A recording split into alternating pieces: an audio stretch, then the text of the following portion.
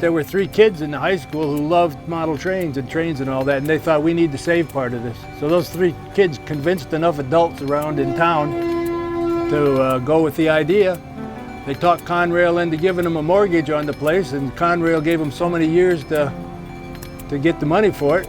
So they thought, great, we got a mortgage on the place, that means we own it, doesn't it? So, so they got a whole lot of these cars like this, these speeder cars or these work cars on the railroad, and they had a whole train that they ran up and down the tracks. It was only made up of these cars.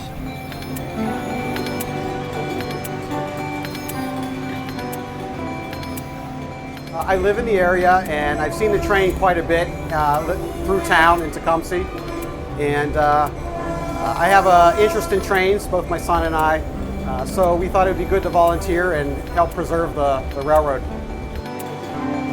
It's a lot of fun to volunteer and to help preserve history, so we encourage anybody that has any interest in trains and history to join up and come out and help us.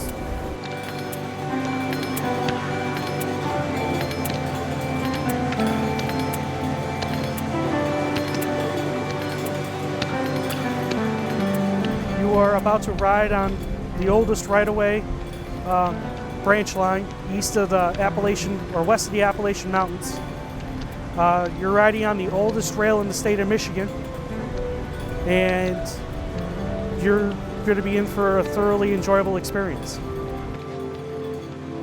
Through the work of a lot of people, it's been able to survive for 30 years longer than they thought it could.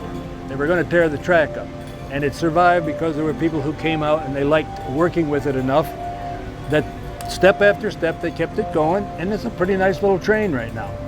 And I would hate to see that go away, and so that's the reason I support it, is I think that it's a good community resource.